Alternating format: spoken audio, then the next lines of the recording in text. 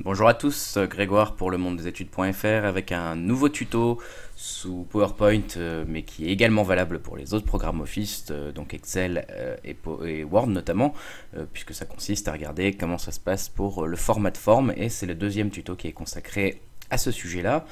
On avait déjà vu dans un autre tuto tout ce qui était voilà, bordure, couleurs, remplissage, etc. avec les dégradés, les ombres et les réflexions. Donc si tous ces sujets-là, vous connaissez pas trop ou si ça vous intéresse, je vous invite à aller voir l'ancien tuto.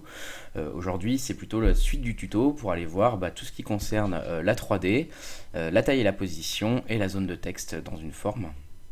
Donc tout simplement en insérant une forme, vous allez avoir ici un onglet qui va s'ouvrir avec format. Donc comme je vous le disais, on a déjà vu beaucoup déjà, enfin dans la dernière fois, dans le dernier tuto, pardon, tout ce qui était remplissage, effet sur la forme, etc. Remplissage du texte, tout ça on a vu.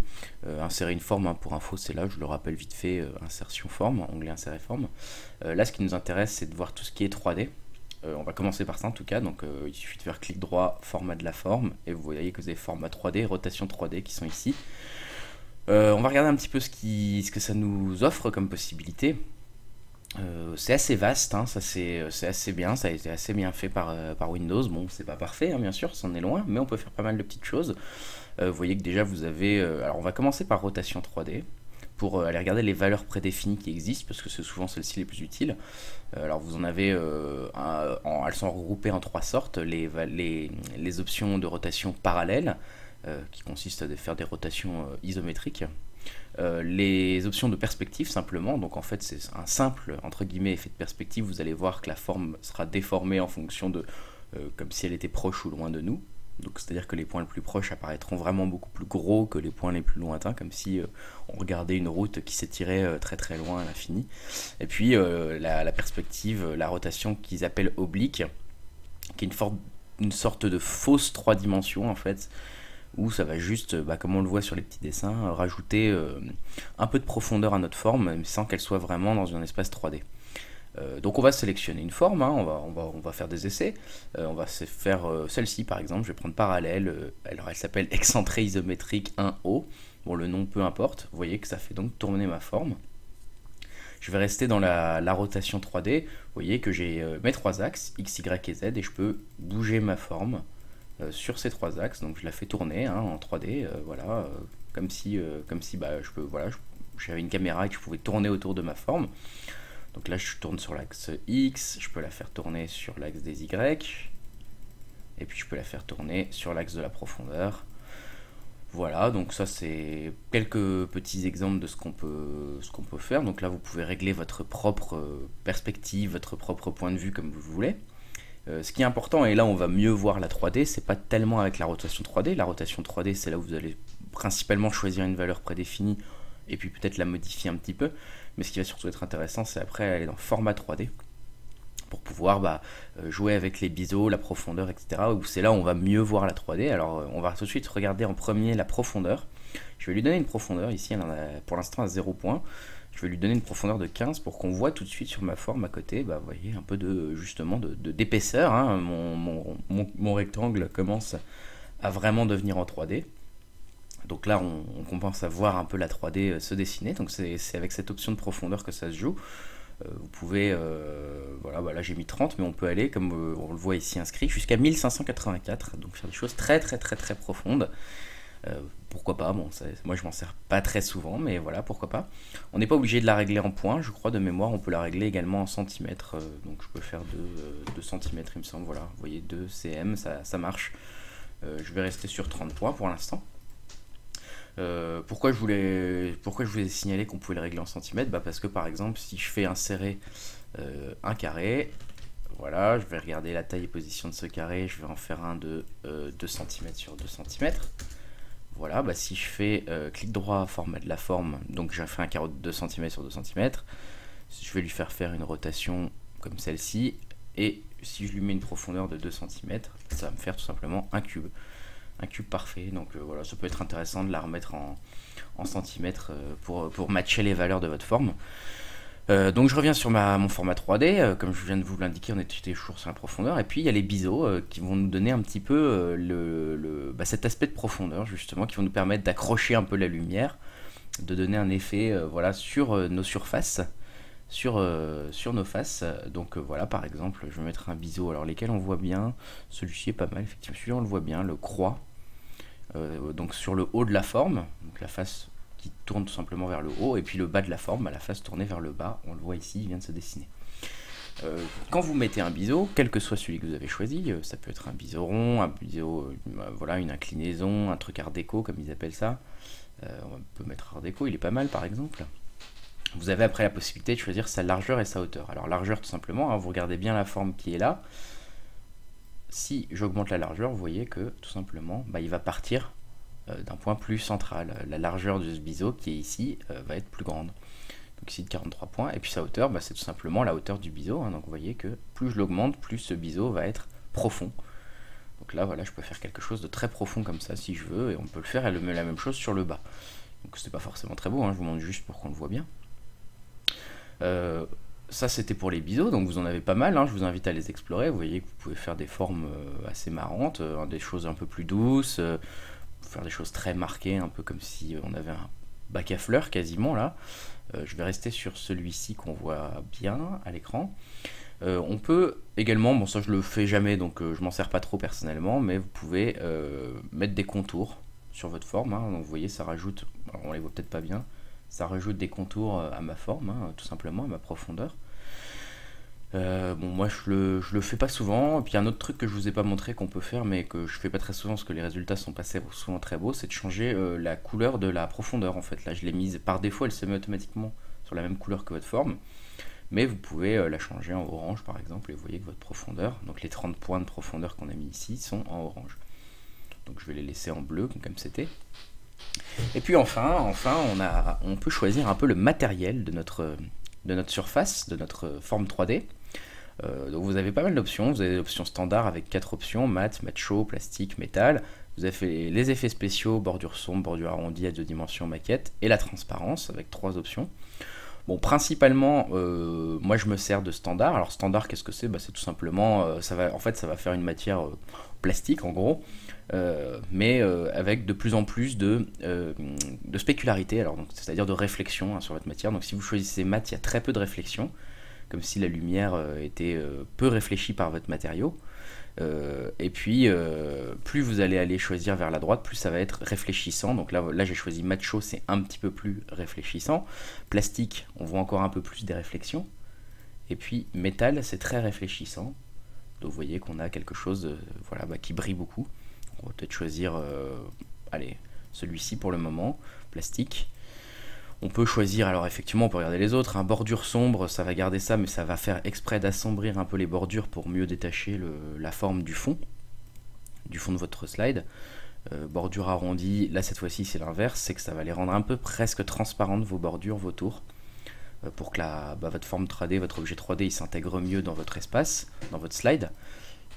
On a quoi d'autre? À 2 dimensions, c'est un peu la même chose aussi. Bon, là-dessus, voilà, vous avez aussi maquette qui est intéressant, mais qui est un peu dommage parce qu'il n'est pas très poussé, en tout cas dans la version 2007 que j'utilise là. 2010 pardon, que j'utilise là, à savoir que transparence, ça va vous permettre de juste voir en transparence votre forme. Malheureusement, ça montre pas la transparence des biseaux, on voit plus le biseau. Donc je trouve ça un peu dommage personnellement. Voilà, bon, on va revenir sur plastique. Et puis bien sûr, vous avez les options de transparence. Hein, donc vous voyez qu'elles sont un peu transparentes. On voit un petit peu à travers. Hein, donc voilà, ça peut être un effet intéressant. Tout ça, bien sûr, avec en plus la possibilité de choisir un éclairage. Donc vous avez encore une fois plein de possibilités. Hein. Tout ça cumulé, ça fait quand même beaucoup de possibilités différentes.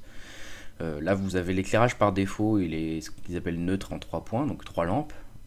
Vous avez un éclairage équilibré, pardon, qui fait comme si on était dans une pièce lumineuse où il y avait beaucoup de réflexion. Donc globalement, il y a un peu de la lumière partout, elle n'est pas trop vive. Il y a le doux qui est assez sympathique aussi, hein, qui est un éclairage simple et relativement doux justement, assez faible, donc la pièce est assez sombre. Le dur, là cette fois-ci, c'est un éclairage beaucoup plus vif qui vient d'un côté. Vous avez l'illumination, c'est encore plus vif. Et puis vous avez un éclairage, alors comme il l'appelle, contraste, qui fait en fait disparaître tout le 3 de la dimension, les reliefs de votre forme. Et puis à côté de ça, vous en avez encore d'autres, hein, des éclairages chaleureux, donc comme si l'éclairage qui venait était plutôt rouge. Donc voilà, ça va faire comme s'il y avait un coucher de soleil et que le bleu, lors d'un coucher de soleil, apparemment on le voit vert. Vous pouvez faire choisir plutôt un éclairage rafraîchissant, comme ils appellent ça, donc c'est un éclairage plutôt bleu au lieu qu'il soit blanc. Et puis vous avez des éclairages spéciaux, hein, donc là vous avez tout simplement la description à chaque fois, hein, 2 points à 2 dimensions. Moi j'aime bien le 2 points personnellement, hein, donc c'est comme s'il y avait à la place de 3 lumières, 2 lumières, pour permettre de forcer un peu les ombres. Quelque chose d'intéressant avec ça, c'est que si par exemple on peut choisir un éclairage un peu dur, ou même tous les autres, ça marche avec tous les autres éclairages, mais on peut le faire tourner en fait l'éclairage, hein, ici avec l'angle. Vous voyez, comme si vous faisiez tourner votre lumière autour de votre forme pour pouvoir un peu dire d'où elle vient, quoi, hein. Donc si par exemple je la mets ici à 240, c'est comme si ma lumière venait d'ici, en bas à droite, et qu'elle éclairait ma forme par ici. Alors qu'au départ, elle vient plutôt de derrière. Si je la mets à 150 degrés, et au début elle était plutôt à 0 degré, donc elle venait un peu en bas à gauche. Voilà, donc là vous avez la possibilité de tourner votre lumière comme ça. Donc ça c'est pour les options de base en format 3D et rotation 3D. Peut-être que dans les valeurs prédéfinies, au lieu de choisir une valeur parallèle, puisque j'avais choisi celle-ci, on peut regarder très rapidement ce qui se passe avec une valeur perspective. Alors avec une valeur perspective, vous avez cette case là en plus qui est apparue dans rotation 3D, qui est contrôlable. Donc la case perspective qui est tout simplement en fait l'effet de profondeur qu'on va vouloir donner. Hein, donc plus on va l'augmenter cette valeur, hein, voilà, là je l'augmente, je crois qu'on peut aller à 120 degrés, plus on va avoir l'impression que le devant est proche de nous et que le derrière, au contraire, s'éloigne de nous. Donc voilà, ça peut être un effet intéressant. Notamment, voilà, vous voyez qu'ici la forme, on a l'impression vraiment qu'elle frôle nos yeux quand je la fais tourner, et qu'au contraire, on va s'éloigner beaucoup quand on va aller regarder le fond de la forme ici, hein. Vous voyez que les traits se rapprochent beaucoup à la fin, donc on a une bonne perspective et c'est contrôlé par ça, hein. Donc si je la diminue, vous allez voir voilà, la forme redevenir un peu plus normale. Voilà. Tout ça c'est un peu comme si on avait un effet de caméra et qu'on changeait un peu l'objectif de la caméra pour prendre un grand angle. Donc c'est un peu ça qui se contrôle avec l'effet perspective. Qu'est-ce qu'il y a d'autre à regarder? Éventuellement oblique, comme je vous le disais, vous avez toujours dans oblique et dans perspective la possibilité de garder les biseaux, hein. Vous voyez que le biseau est toujours actif, donc ça c'est intéressant. Pour la rotation 3D avec les paramètres obliques, vous voyez qu'en fait il n'y a pas de rotation, qu'on change juste uniquement en fait la profondeur, voilà, la fausse profondeur, la fausse 3D comme je vous ai dit, qui donne un peu un effet comme si il y avait un objet, mais on voit qu'il n'est pas vraiment en 3D. Bon, ça peut être intéressant, mais voilà.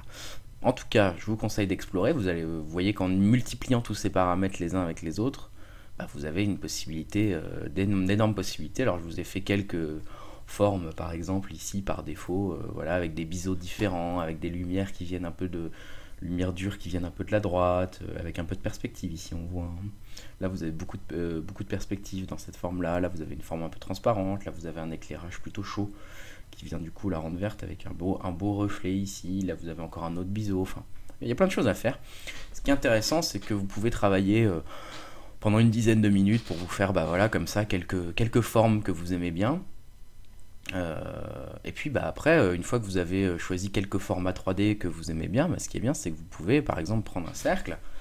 Je vais maintenir la majuscule pour faire un cercle parfait, et puis il suffit de prendre votre format 3D que vous aimez bien. Alors moi j'aime bien celui-ci par exemple, avec l'éclairage qui vient de la droite, et puis vous allez dans accueil, et vous faites reproduire la mise en forme, et vous cliquez sur votre cercle, et automatiquement ça va reprendre exactement les mêmes paramètres. Donc voilà, ça peut être un truc un peu intéressant. Là, vous voyez que le reflet est assez joli, je trouve, avec une forme ronde. Disons que ce soit celui-ci que j'aime bien, je fais pareil, hein, le petit pinceau reproduire, boum. Vous voyez qu'automatiquement ça refait la même chose, une forme de bouton un peu en 3D, avec aussi un beau reflet là je trouve. Enfin voilà, ça marchera à chaque fois, hein, donc vous pouvez vous définir comme ça une petite bibliothèque de format 3D que vous aimez bien, et puis les garder. Il n'y aura plus qu'à les appliquer à votre nouvelle forme. Ah oui, autre chose que peut-être je vais vous montrer, je vais revenir sur la page d'avant, on va supprimer mon rectangle, je vais faire insérer une forme. On peut faire aussi, en fait ce que je vais vous montrer c'est peut-être, alors qu'est-ce qu'on peut choisir? On peut choisir une forme de d'étoile, allez, une petite forme d'étoile. Voilà, je fais une étoile, je vais la faire avec des étoiles, des formes un peu plus grandes. Je vais la colorier en orange. Je vais faire format de la forme en faisant clic droit, rotation 3D, je vais la mettre comme ça, et puis je vais lui faire une profondeur de 0. Je vais la laisser en 0, mais on peut quand même faire des biseaux. Et vous voyez, ça va juste, on peut servir uniquement des biseaux pour faire un peu de 3D avec nos formes. On n'est pas obligé de lui donner une profondeur. Je sais plus si je l'avais précisé ça, hein, mais voilà. Puis après, vous la faites tourner comme vous voulez. Alors moi, je sais pas, j'aimerais bien l'avoir un peu de côté ma forme, comme ça. Bon, voilà, là on a une belle étoile 3D. On peut encore après changer l'éclairage en le mettant à 2 points par exemple, puis en le tournant un petit peu. Voilà, moi je trouve que c'est plutôt joli, donc voilà, on peut faire vraiment plein de choses avec cette option 3D, donc n'hésitez pas à regarder un petit peu, puis comme je vous l'ai dit, une fois que ça vous plaît, bah, vous gardez vos réglages, et puis par exemple, vous pourrez l'appliquer avec le petit pinceau pour recopier la mise en forme, et ce qui ne veut pas dire qu'après vous ne pourrez pas faire d'autres changements, hein. Il suffira par exemple, là on peut encore changer la couleur facilement de ce petit rond, donc pas de souci, mais voilà. Et à l'explorer ça, il y a des choses intéressantes à faire. En tout cas, c'est assez puissant et les possibilités sont assez importantes. Ensuite, on va regarder la zone de texte. Alors, zone de texte, qu'est-ce que c'est? C'est pas... Alors non, autant pour moi, on va regarder taille et position d'abord. Taille et position, ça va pas être très, très long, ainsi que zone de texte, ça va être un peu moins long. Pour taille et position, c'est quand on fait clic droit, vous voyez taille et position ici.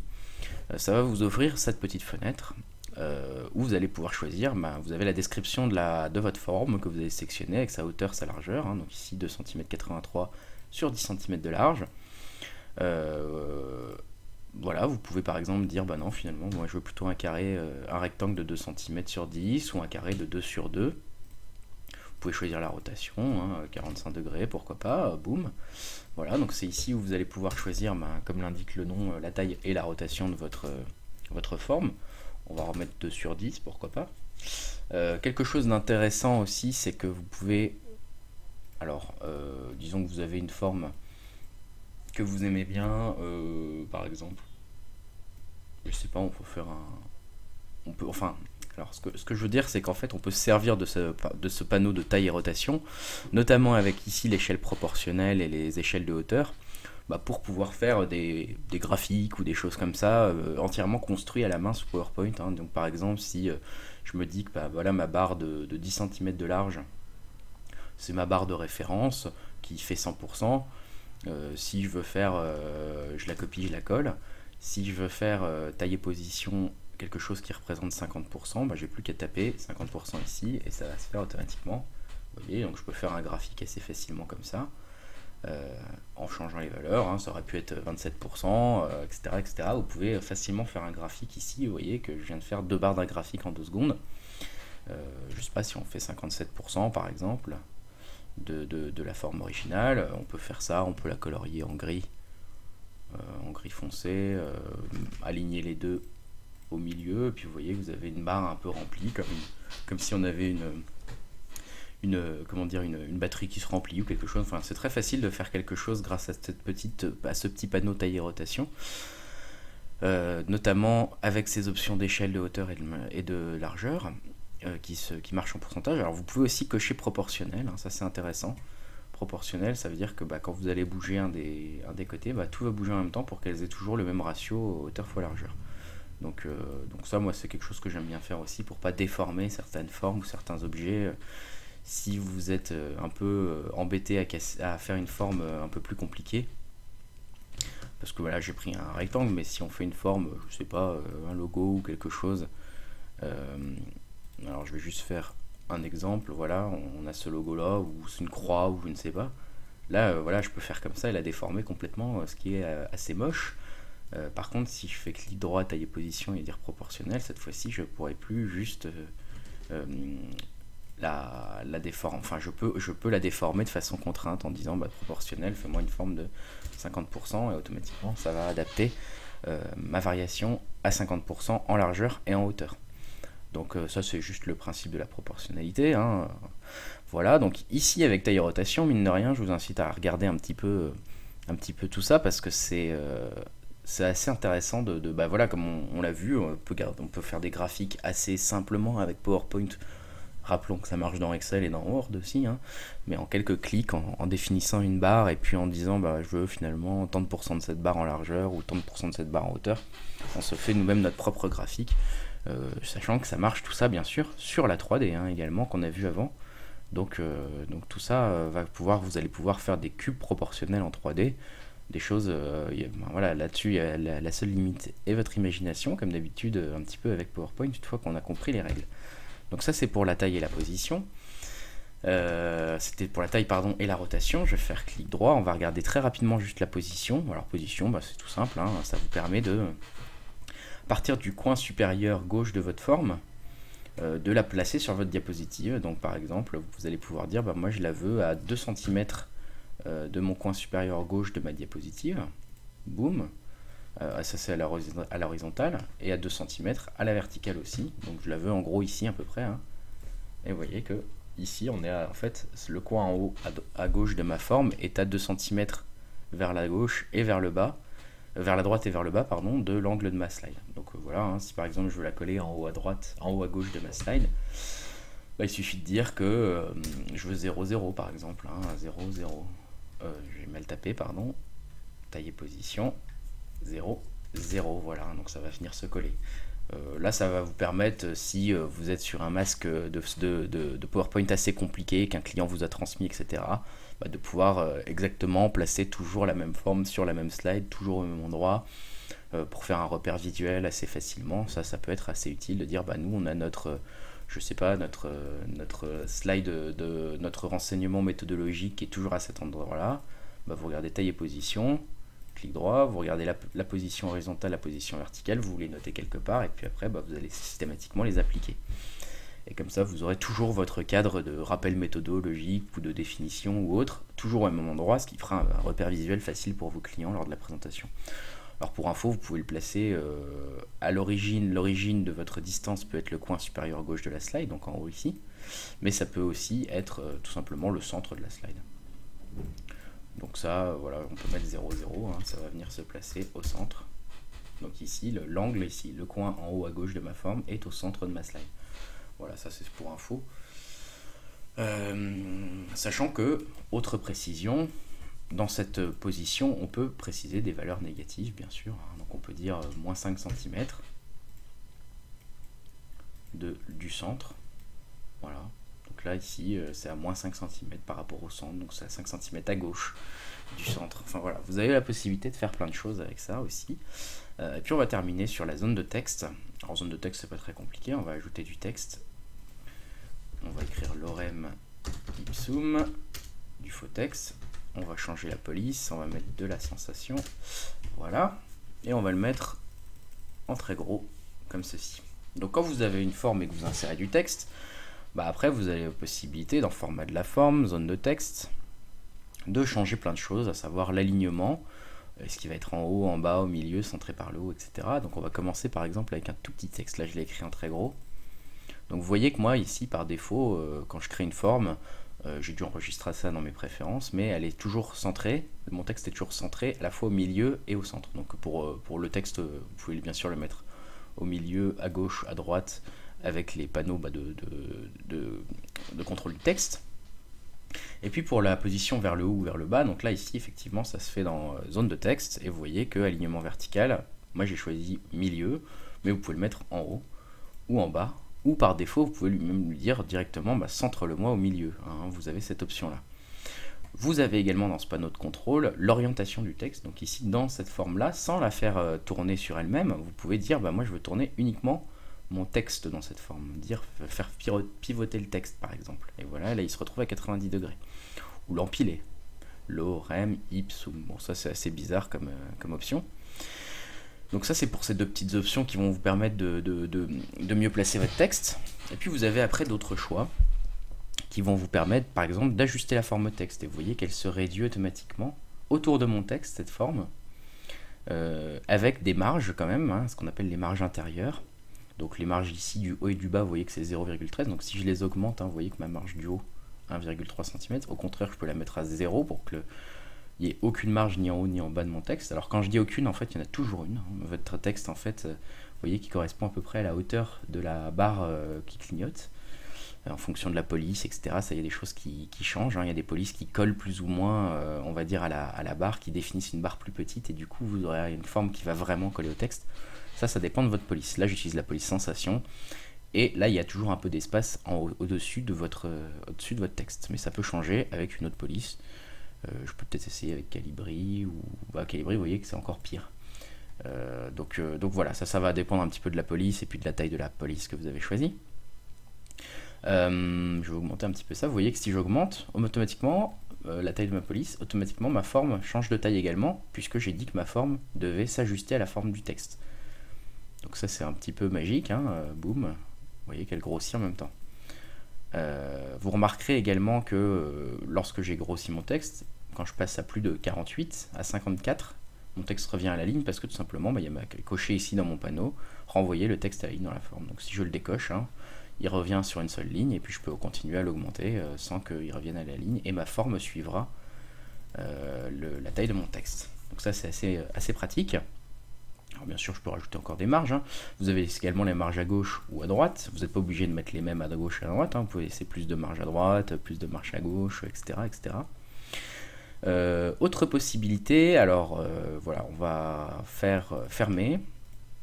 Je vais faire clic droit, je vais recommencer et je vais faire réduire le texte dans la zone de débordement. Alors je suis pas sûr que ça marche. Si, ça marche. Voilà. Alors ce qui se passe ici en ayant coché cette option de réduire le texte dans la zone de débordement, ça veut tout simplement dire que quand je vais réduire ma forme, mon texte va se réduire. Cette fois-ci, c'est la police qui se réduit en fonction de la taille de ma forme. Donc vous voyez, je suis passé d'une police 54 à une police 21 automatiquement parce que j'ai dit à PowerPoint finalement de contraindre le texte à rester dans cette forme-là, même si je la réduisais. Donc ça c'est un peu dangereux parce que si à un moment vous réduisez une forme parce qu'elle vous plaît plus un peu trop, vous pouvez vous retrouver avec un texte un peu illisible. Donc bon, moi je m'en sers pas très souvent, mais pourquoi pas, hein. Ça peut faire un texte un peu, ça peut faire un effet un peu sympa. Vous pouvez aussi dire de ne pas ajuster automatiquement, ce qui fait que là vous pouvez carrément, si on n'ajuste rien du tout, si j'augmente, vous voyez que mon texte va tout simplement dépasser de ma forme. Donc ça c'est pas très beau, hein. Personnellement, moi j'aime bien en général comme option avoir une zone de texte qui s'ajuste à la forme de mon texte, avec un texte qui est pourquoi pas renvoyé à la ligne, et puis je me laisse toujours un peu de marge en haut à gauche, voilà.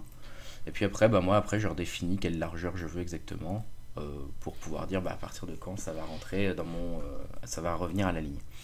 Ça c'est ce que j'utilise le plus souvent. Qu'est-ce que j'oublie de vous montrer dans la zone de texte? Dernière chose, mais ça c'est quand on a un texte plus long, vous pouvez choisir de faire des colonnes. Vous pouvez avoir 2 colonnes de texte l'une à côté de l'autre, hein. Vous voyez qu'elles sont ici. Vous pouvez même avoir 3, 4, 5, 6, 7 colonnes. Puis vous choisissez l'espacement entre vos colonnes. Donc quand vous avez des longs textes, ça peut être pas mal pour faire un peu de mise en forme, même si c'est pas très puissant et que c'est loin d'être aussi puissant qu'on peut faire avec Word. Voilà, hein, donc ici j'ai fait quelques exemples de ce qu'on vient de voir avec des textes plus ou moins mis en forme avec différentes options. Donc c'est exactement ce que je viens de vous montrer. Voilà, on a terminé ce tuto sur le format des formes, deuxième tuto, avec donc la 3D, les tailles et positions et les zones de texte. On n'a pas encore vu tout un domaine de la format de forme qui est en fait la correction des images, qui ne concerne que les images et donc qui n'est pas sélectionnable pour l'instant parce qu'on n'a pas regardé les images, mais ça fera l'effet d'un 3e tuto puisqu'en fait il n'y a que quelques choix là dans cette fenêtre qui s'ouvre ici, correction des images, sachant qu'en fait il y a encore beaucoup d'autres possibilités qui apparaissent quand on colle une image qui ne sont pas visibles ici. Donc on fera ça dans un autre tuto. Voilà, j'espère que ça vous a plu, que c'était assez clair, et puis n'hésitez pas à aller sur le blog lemondedesétudes.fr pour voir d'autres tutos sur PowerPoint ou Excel notamment, avec des tutos aussi qui ne sont pas forcément que pour les débutants. Il y a aussi des tutos pour les gens qui sont plus expérimentés en PowerPoint et en Excel. Voilà, donc n'hésitez pas, vous trouverez peut-être votre bonheur sur le site, je l'espère. Voilà, je vous dis à très bientôt, merci.